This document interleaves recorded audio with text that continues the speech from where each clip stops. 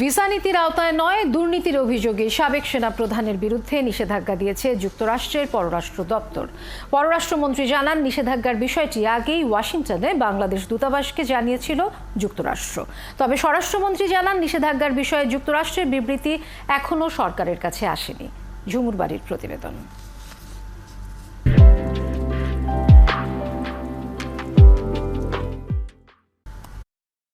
বাংলাদেশের সাবেক সেনাবাহিনী প্রধান অবসরপ্রাপ্ত জেনারেল আজিজ আহমেদকে department of state foreign operations and related programs appreciations act ৭০৩১ ধারার আওতায় অন্তর্ভুক্ত করার ঘোষণা দিয়েছে দেশটির পররাষ্ট্র দপ্তর। এই পদক্ষেপের ফলে আজিজ আহমেদ এবং তার পরিবারের সদস্যরা যুক্তরাষ্ট্রে প্রবেশের অযোগ্য হিসেবে বিবেচিত হবেন। যুক্তরাষ্ট্রের পররাষ্ট্র দপ্তর কেন এই নিষেধাজ্ঞা দিল এবং বাংলাদেশ বিষয়টি কিভাবে দেখে, এমন প্রশ্ন রাখা হয়েছিল পররাষ্ট্রমন্ত্রীর কাছে। যে ভিসা নীতি ঘোষণা করা হয়েছিল সেটির অধীনে তাকে ভিসা রেস্ট্রিকশন দেওয়া হয়নি, অন্য অ্যাক্টের অধীনে তাকে ভিসা রেস্ট্রিকশন দেওয়া হয়েছে।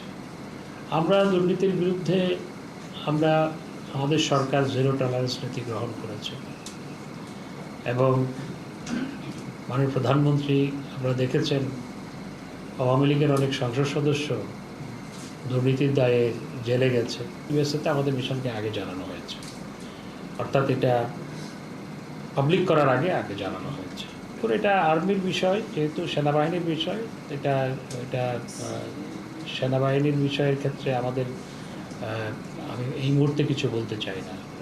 যদিও স্বরাষ্ট্রমন্ত্রী বলেছেন, যুক্তরাষ্ট্র অনেক দেশের নাগরিককে নিষেধাজ্ঞা দিয়ে থাকে, তাই আজিজ আহমেদের বিষয়টি নতুন কিছু নয়। নিষেধাজ্ঞার বিষয়ে যুক্তরাষ্ট্রের বিবৃতি এখনো সরকারের কাছে আসেনি বলেও জানান তিনি। এটা তাদের জন্য নতুন কিছু নয়।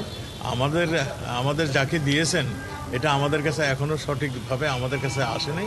আমরা আসলে সেটা বুঝতে পারবো কেন দিয়েছে। পররাষ্ট্রমন্ত্রী বলেন, মুদ্রা পাচার এবং অন্যান্য অর্থনৈতিক অপরাধের অনুসন্ধান এবং বিচার নিশ্চিতে সক্ষমতা বাড়াতে যুক্তরাষ্ট্র বহুদিন ধরেই বাংলাদেশকে সহায়তা দিয়ে আসছে। বাংলাদেশ আজকে বিশ্ব দরবারে মর্যাদার আসনে প্রতিষ্ঠিত। ঝুমুর বাড়ি, ৭১, ঢাকা।